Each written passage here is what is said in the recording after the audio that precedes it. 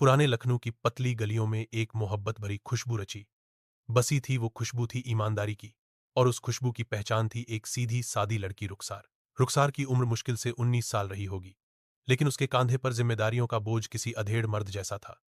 उसके अब्बू एक हादसे में चल बसे थे और अम्मी बरसों से बीमार थीं।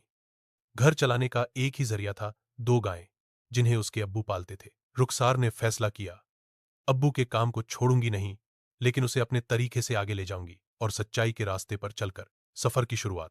हर सुबह रुखसार अज्जान के वक्त उठती, हाथों में चूड़ियां खनकतीं, लेकिन उसके कदम मजबूती से धरती को छूते।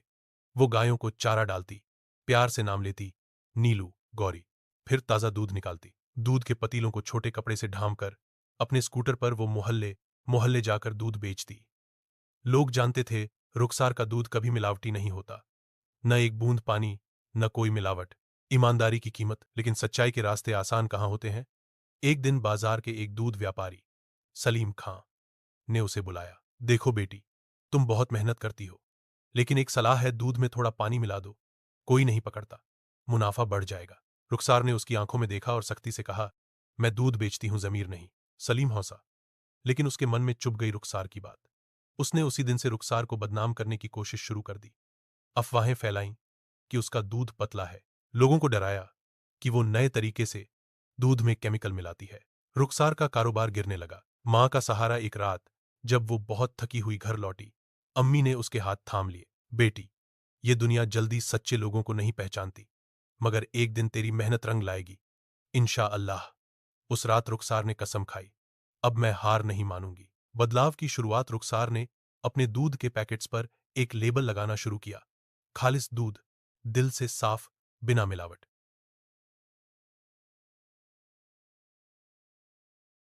और कैसे सब कुछ बिल्कुल नेचुरल रखा जाता है। धीरे धीरे लोग उसे पहचानने लगे। डॉक्टर, योगा ट्रेनर्स और बुजुर्गों ने उसके दूध की तारीफ करनी शुरू की। इसका दूध पीकर पुराना जमाना याद आ गया। एक बुजुर्ग ने कहा, कामयाबी की दस्तक। एक दिन शहर की नामी एफएमसीजी कंपनी के डायरेक्टर विवेक माथुर ने रुखसार का वीडियो देखा। उन्हें उसमें सच्चाई नजर आई। उन्होंने रुखसार से मुलाकात की और ऑफर दिया, हम आपको अपने ब्रांड का पार्टनर बनाना चाहते हैं, लेकिन एक शर्त है, दूध उतना ही शुद्ध रहना चाहिए जैसा आप बनाती हैं। रुखसार मुस्कुराई, मेरे दूध का रंग भले सफेद हो, लेकिन उसमें मेरे दिल का उजाला भी होता है। आज रुखसार की दूध सर्विस पूरे शहर में चल रही है। उसका नाम एक ब्रांड बन चुका है। लेकिन वो अब भी सुबह उठती है, गायों को खुद चारा डालती है और दूध के हर बर्तन की निगरानी करती है। उसने अपनी दुकान के बाहर एक शेर लिखवा रखा है, जो दूध दिल से निकले उसमें खुदा की बरकत होती है, और जो हाथ मिलावट से दूर हों उन्हें दौलत नहीं, इज्जत मिलती है।